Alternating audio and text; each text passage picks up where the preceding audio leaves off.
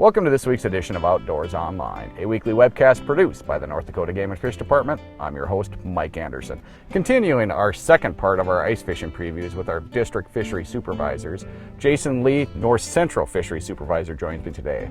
Jason, Lake Audubon is probably the most popular ice fishing lake in the North Central District. How are things looking? Oh, they're looking good.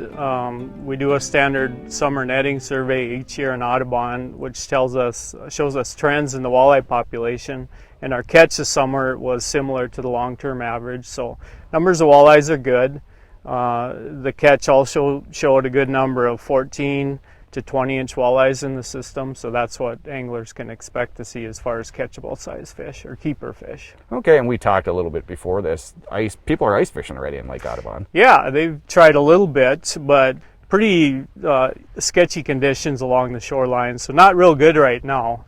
But the good news is this is North Dakota, and we know that conditions are going to change and ice conditions will get better in the near future. Okay, let's move on to our northern pike populations in Lake Audubon. Sure. Lake Audubon probably has more bigger pike than any other district lake that I work on, so we see a fair number of those fish up in the 36 to 40 inch range, so anglers can expect to encounter some big pike on Lake Audubon. Okay, and panfish? Not a whole lot for panfish on Audubon. A few perch, but they're generally pretty small. A lot of them get eaten up before they get to be very big, so not a lot of panfish opportunities on Audubon. Okay, let's move into your district lakes, Jason. Just like the rest of the state, I'm sure you have a lot of water. Yeah, we do. And as far as walleyes on district lakes, some of our best catches last summer we saw were up in Loon and Long Lake in Bottineau County, Clear Lake, Antelope Lake, Richard, Hintz, Cottonwood Lake. Moving down a little farther south, New Johns Lake, Brush, Brecken, Holmes, and then Hiddenwood all showed pretty good catches of walleye. Okay, how about northern pike?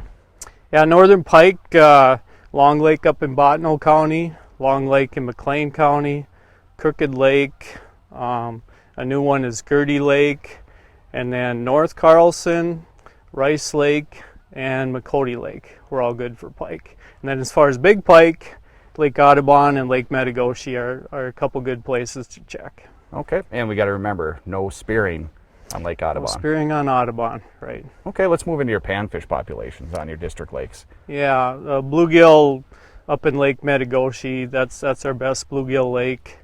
And as far as other panfish, crappie and bluegill in Nelson Lake are doing really well right now. So those would be good recommendations. With the water, high water, any concerns with access or anything else with the high water? Not too bad. No, most lakes should have pretty good access with the higher water, and with extremely wet late summer, early fall, many of our lakes in the district are either full or close to full right now, so plenty of water in the lakes. Anything with winter kill? Last year, did you have any lakes that winter killed? Yeah, we had a few that had some minor kills, but the only one that had a significant or total kill was Coal Lake just east of Underwood. So we were basically starting over there, but that got restocked with walleye fingerlings this summer. So hopefully in a couple of years, if we get some decent winters, anglers will be catching walleyes there again. Okay, and as long as Mother Nature allows, access should be good and ice fishing should be good in the North Central District. Yeah, you never know. That's always the question every winter. It can start out real good and the snow can pile up and make it a challenge, and hopefully not this winter. Hopefully it'll be an open winter. A lot of good information, Jason. Thank you. Thank you. Joining me now is fisheries biologist Aaron Slominski up here in the northwest part of the state. Aaron, how are things shaping up in your district as far as ice conditions? Well, yeah, we got some really cold weather early on. Some of the lakes were getting ice capped over in late October, so getting a little warm up here during the deer season. But got some good early ice conditions. I guess there's things continue to get cold. We're gonna have some good ice before Christmas time, hopefully. Like the rest of the state, you guys have lots of water up here in the northwest part of the state. Yeah, well, actually the water definitely benefiting a lot of fisheries. Could use a good pulse of water, and Trenton Lake actually benefits greatly from the high water that we see on Lake Sakakawea. Trenton Lake's kind of an old oxbow channel off the Missouri River, so it's connected with the Missouri River system. And when Lake Sakakawea's got these high elevations like it has the last couple of years, Trenton Lake greatly benefits from those high waters. It's kind of the headwaters of Lake Sakakawea when you see these reservoir elevations in the 1850s. The crappie fishery has thrived. We see some good crappie reproduction with the high water, and crappie fishery's been doing really good as a benefit of the high water on the Missouri River system. Last year the water wasn't as high, but you said you had a few lakes that had winter killed over the winter.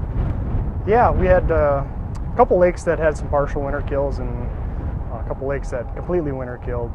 Cottonwood Lake and McGregor Dam and Sather Dam had total winter kills. None of the game fish populations survived.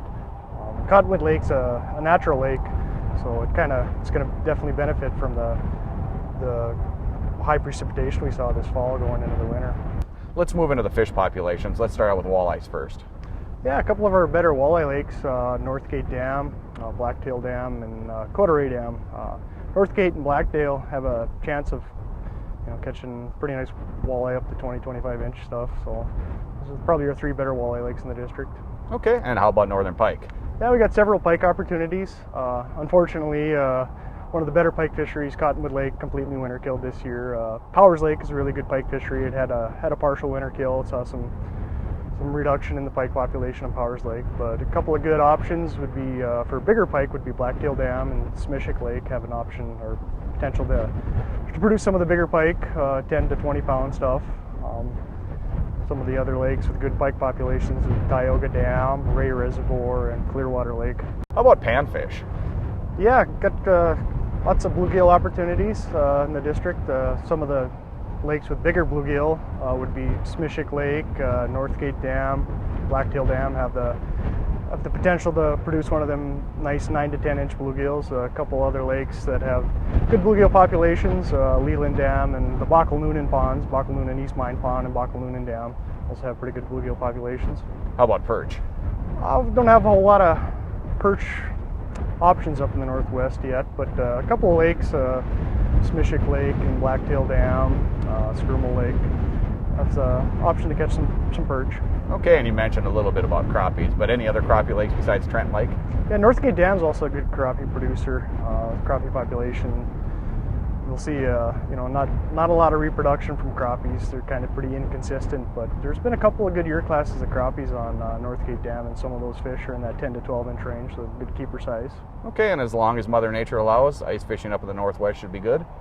Yeah, as long as we got some good ice conditions now, I guess we don't get a lot of snow, it should be a good winter. A lot of great information, Aaron. Thank you. Thank you. Joining me now is Lake Sakakawea Fisheries Supervisor, Dave Frieda. Dave, it's going to be a little while before the big lake is frozen.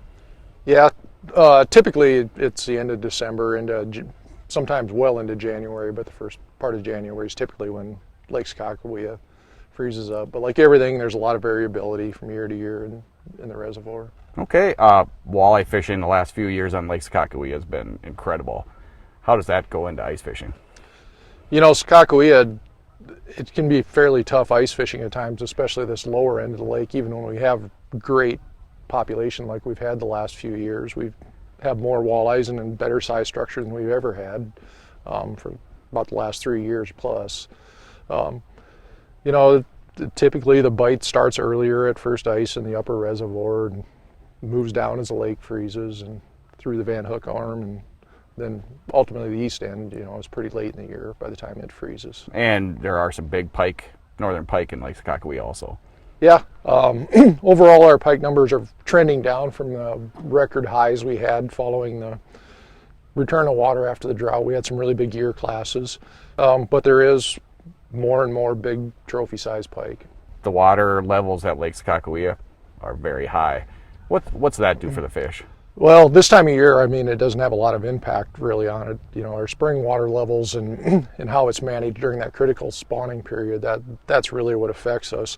What it has affected, though, is this is the latest we've ever had flows of this magnitude releases out of Garrison Dam.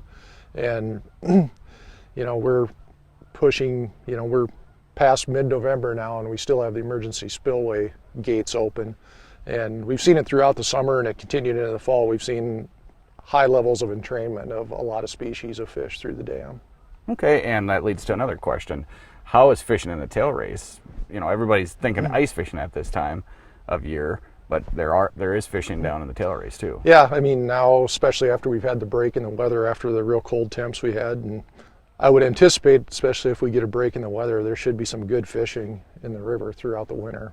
Okay. As weather allows, like always. Okay, and as long as we get good ice on Lake Sakakawea, ice fishing should be okay up here? Yeah. Yep. A lot of good information, Dave. Thank you. Joining me now is Southwest Fisheries Supervisor Jeff Hendrickson. Jeff, how are ice conditions and water levels in the Southwest? Yeah, we're already getting some ice for early in the year. It's pretty good. Been a few people venturing out already, and lakes are all pretty much full. Okay. We're really wet out here. Okay, let's move into your fish populations. How are walleyes doing in the Southwest? Walleyes are doing pretty good in the usual lakes, the bigger reservoirs, Heart Butte, Patterson. Small lakes, actually, we're starting to get some pretty good walleye populations. Indian Creek's had walleyes for a long time. North Lemon Lake, really good walleye population there, big walleyes. Okay, let's move into your northern pike populations. Northern pike are good in Patterson Lake, Heart Butte, a few sleepers, like Baukol-Noonan Dam has good northern population. Okay, and panfish, you have some bluegill lakes, popular bluegill lakes in the Southwest. Yeah, we got Sheep Creek, of course, always has bluegills. They don't get real big there, but good population. Otland Dam has nice bluegills in it. Indian Creek, nice bluegills in it. Okay, any other panfish? Perch. Perch is pretty good in Otland Dam and Indian Creek will be abundant perch this year, and then a few other ones like Patterson and Heart Butte will be good. Okay, some of the other fisheries biologists I've talked to, they had winter kill last year. Any winter kill in the Southwest? Yeah, we had a few winter kills, but we're already recovered from them. We've already got fish back in those lakes. One notable one would be Mott Watershed. We had a really good bluegill population in there, so we basically had to start over with that one. Okay, with the high water levels, any access issues that anglers will encounter? There may be an access issue on Patterson Lake. They've already started drawing it down. They need to draw it down about a foot. It's plump full right now, and it's going to create problems with their gates. So they're drawing it down. So anglers may want to be aware that it may be a little sketchy getting out on Patterson right away. After the middle of winter, it'll probably be fine. Okay, and as long as Mother Nature allows, ice fishing should be good in the Southwest? Yep, should be good again. A lot of great information, Jeff. Thank you. You're welcome. Here are some recommendations for ice thickness. 2 inches or less, stay off the ice. 4 inches for walking on ice. 6 inches for a snowmobile or ATV. 8 to 12 inches for a small car. And 12 to 15 inches for a pickup. And remember, ice is never 100% safe. For Jeff Hendrickson, Fisheries Division, and the rest of the Game and Fish Department, thanks for joining us for this week's Outdoors Online. We'll see you again next week.